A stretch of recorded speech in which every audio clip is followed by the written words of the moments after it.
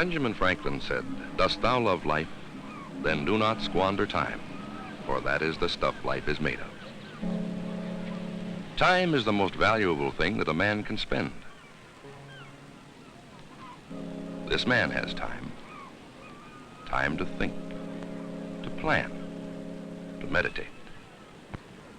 How did he get it? The answers lie in the sounds and motions around him, in the river's current, the wind, the ponderous journey of a tanker, the tick of a wristwatch.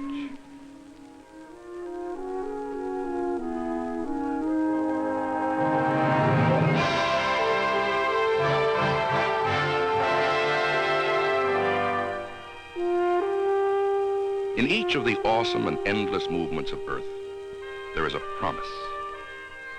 The same force that fires the sun feeds the tree,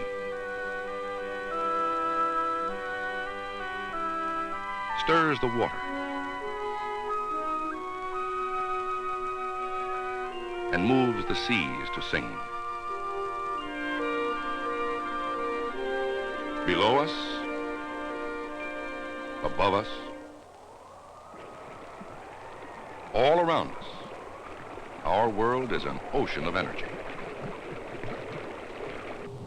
The energy of heat and light, and of the forces that produce them.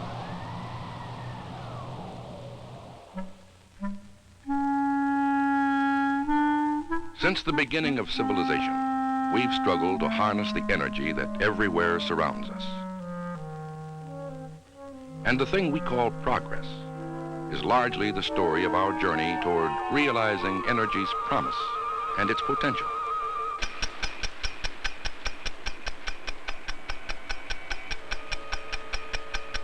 Energy is a timeless force, a force that frees power, however small. It releases potential light or heat.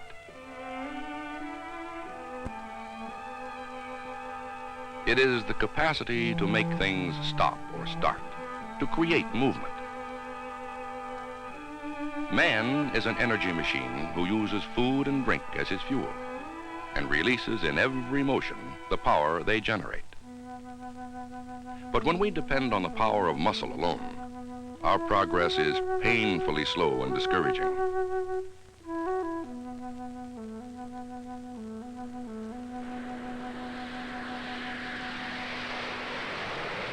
Human progress has always been uneven. This boy has never worn shoes, never seen a motion picture. He cannot read, and even if he could, he has no time. There are millions like him in the world, gathering wood for survival. His mind and body limited to the distance he can push a simple wheel.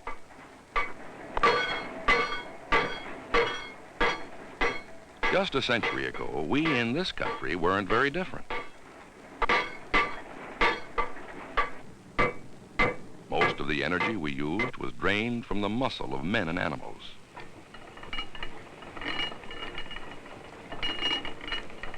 Going here. Chop!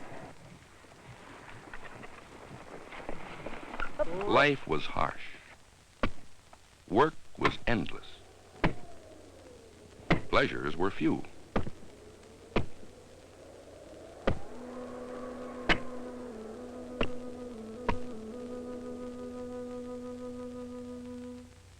When progress means just to finish one day's labor in time for the next, opportunity is an alien word, and horizons narrow.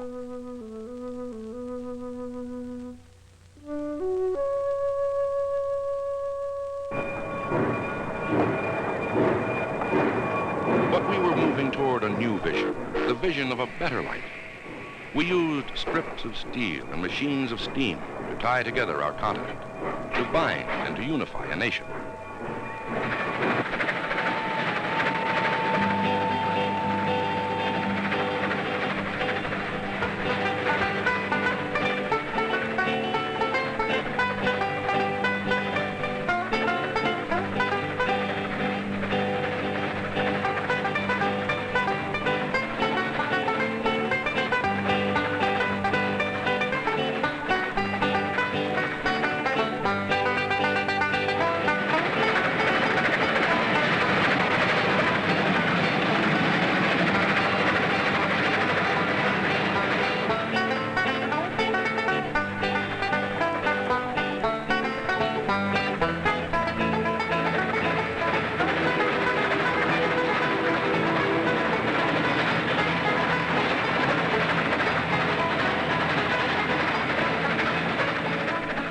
coal and steam did span the continent, they couldn't subdue it. They weren't much good at pulling a wagon or plowing a field.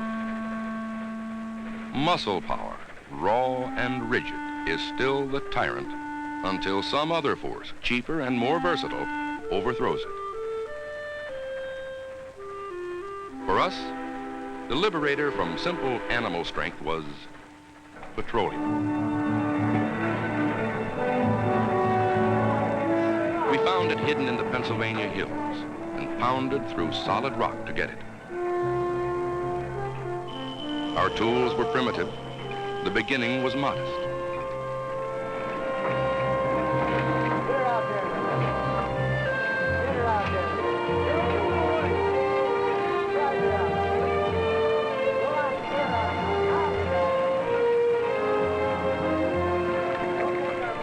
When we first pumped oil to the surface, we used it not for power or for heat, but for light. A new industry was born to give light, and then nearly flickered out because something better came along. But lots of better things were coming along. Anybody who wants to ride on an explosion must be a danged fool. You'll never get anybody to ride on them. By 1905, there were 77,000 dang fools on the road.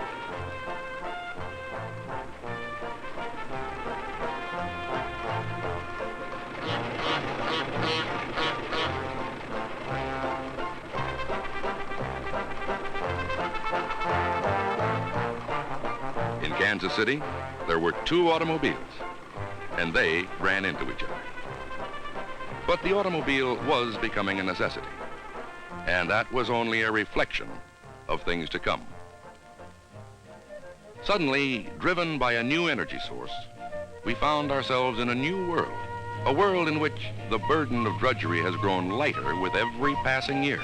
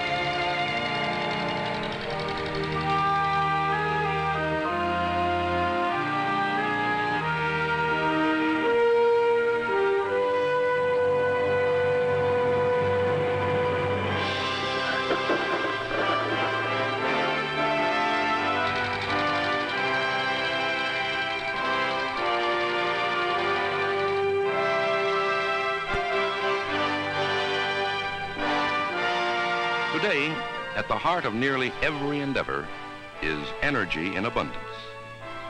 We now use 200 times more machine power than we did a century ago, and our life is infinitely better because of it. Where does all our power come from? One way to get it is to capture the potential energy of falling water.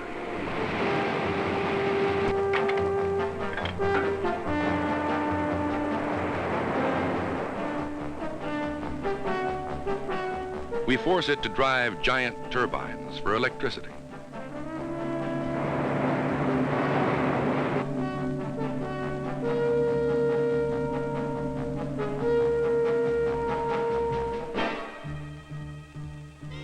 Silent sentinels carrying hydroelectricity to distant places.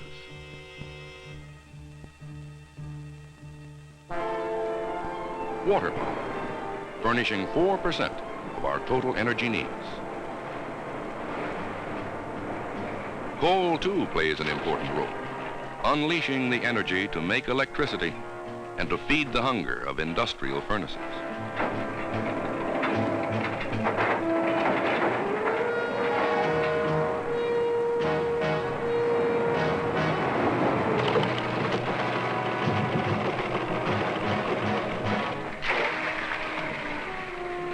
One bite capable of carrying 100 tons, more than a man can dig in 4 days. A mechanical giant obeying the will of a single man.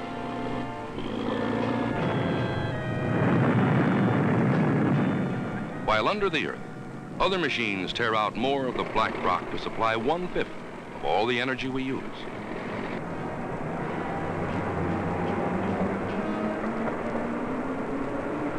Coal and water power are important, but by far the biggest job of providing our energy belongs to petroleum. To find oil and gas is a detective story on the grandest of scales. The search often begins with this man. My job is to fly. The magnetometer in the tail does the real work. It measures magnetic differences in rock formations under the ground. Some of those formations might have oil.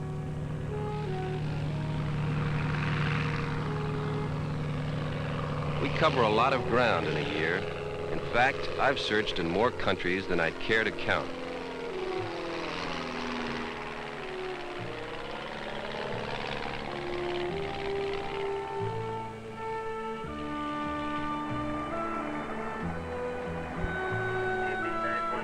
More clues come from these men.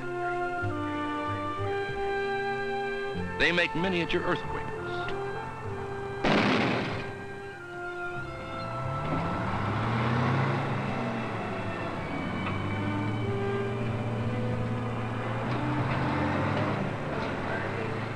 The shock waves from their explosions bounce off deep rock formations and travel back to be recorded and analyzed.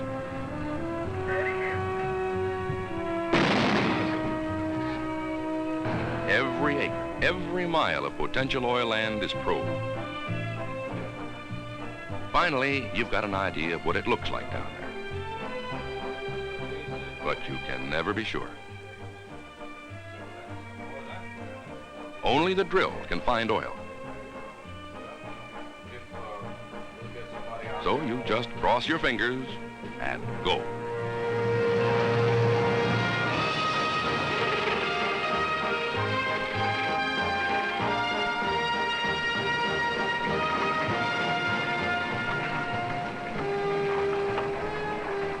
To drill a single well, hundreds of tons of structural steel and machinery, diesel engines, cement mixers, coolers, compressors, and men to put them together and make them work.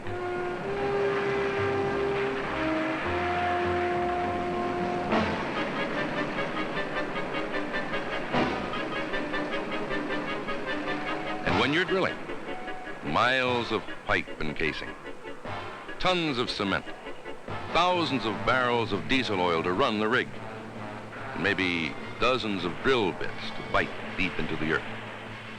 When one wears out, and it can wear out fast, every foot of pipe has to be pulled and stacked and then put back again. It all takes time, a lot of it.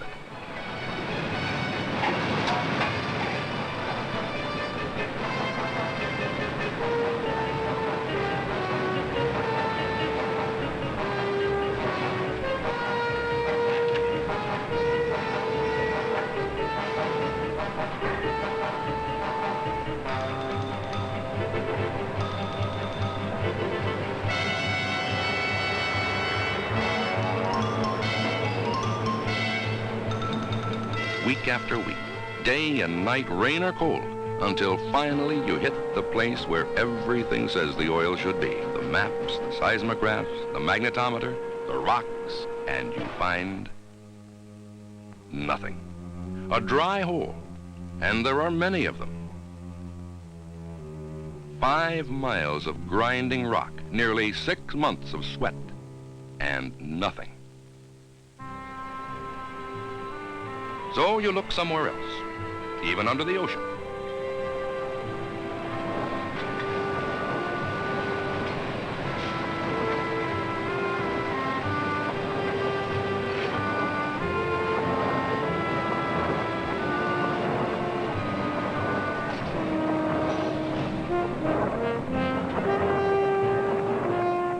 way to beat the odds, to find the hundreds of millions of gallons we need every day, is to keep looking and drilling. Hundreds of millions of gallons every 24 hours to feed the refineries spread across the nation.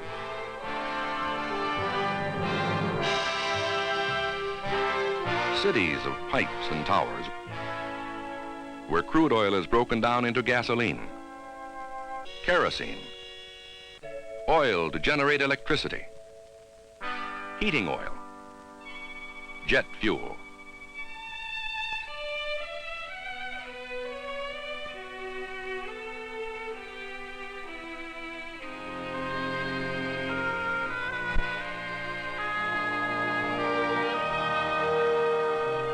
Petroleum, oil, and natural gas, supplying 3/4 of all the energy we use.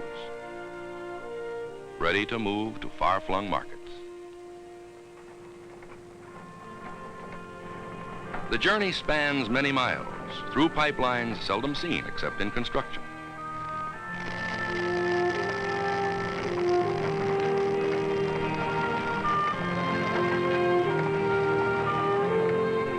Arteries that pulse with energy, hour by hour.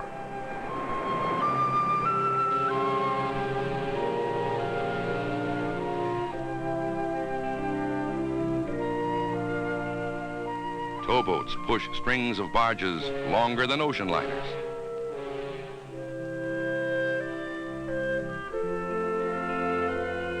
Modern-day Mark Twains guide them through narrow locks, with only inches to spare.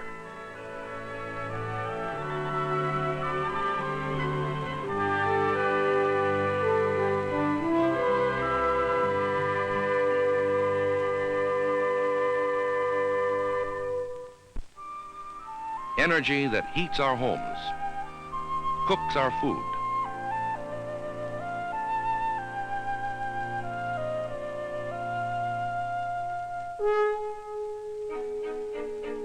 energy that quickens the heartbeat of our economy.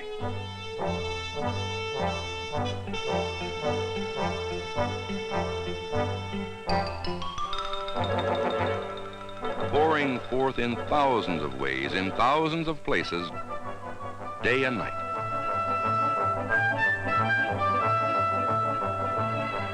Giving new meaning to the old observation that energy is eternal delight.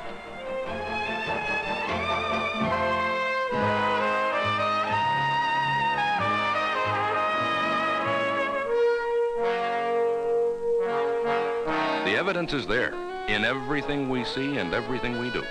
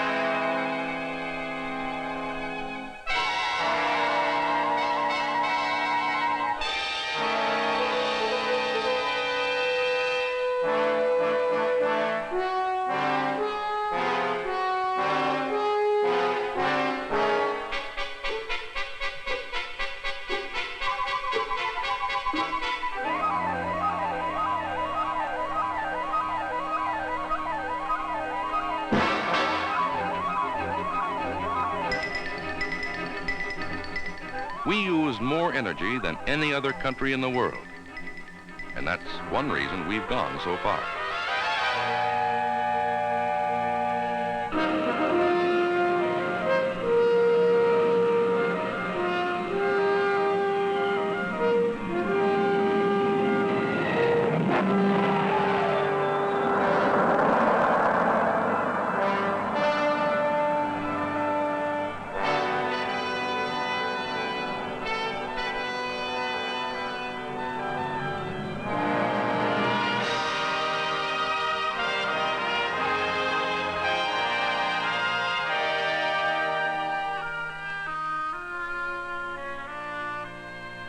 Remember the old saying that Time is money.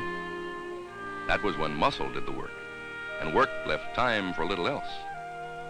Today, time is also leisure, something to enjoy, something to enrich our lives.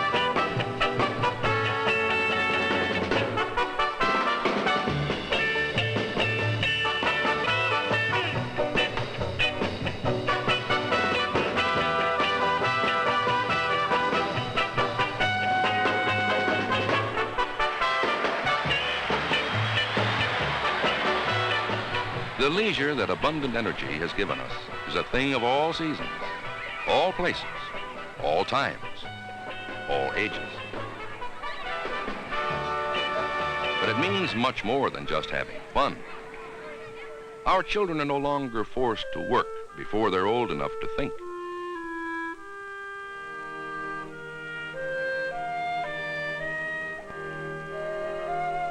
They have wider horizons. And the world of knowledge reaches out to them wherever they are.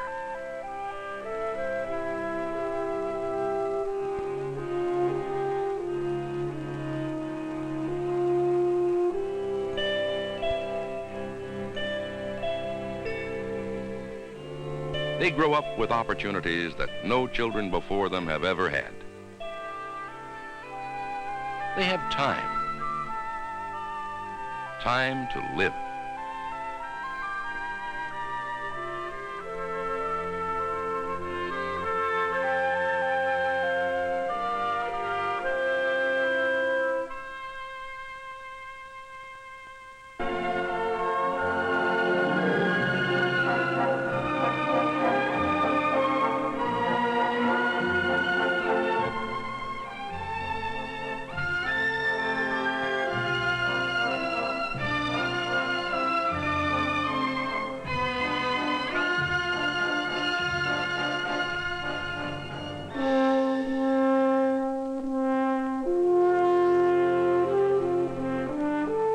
More energy has given us more time to study, to learn, to contribute. And this, in turn, enables us to speed our progress even more.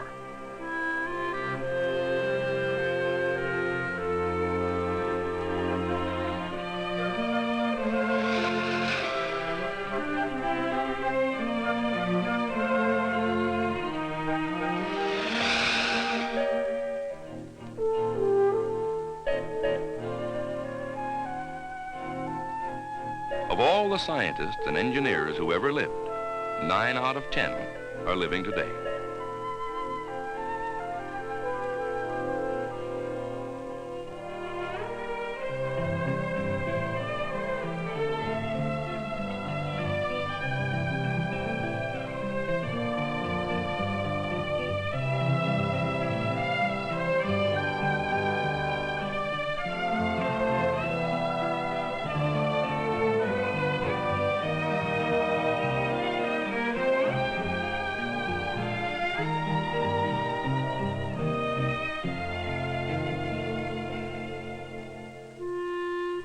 We have been freed by abundant energy to work toward an even more promising future, to use our expanding knowledge to draw new energy from the atom. The tides with their endless surge of power. The sun itself. And from petroleum, which will carry us far into that promising future. For we live in an ocean of energy, above us, below us, all around us. And as we harness its forces, we free ourselves. We have the time to meditate, the time for invention. Ours is the freedom to chart new courses for ourselves and for a world whose needs are more urgent than our own and whose journey has only begun.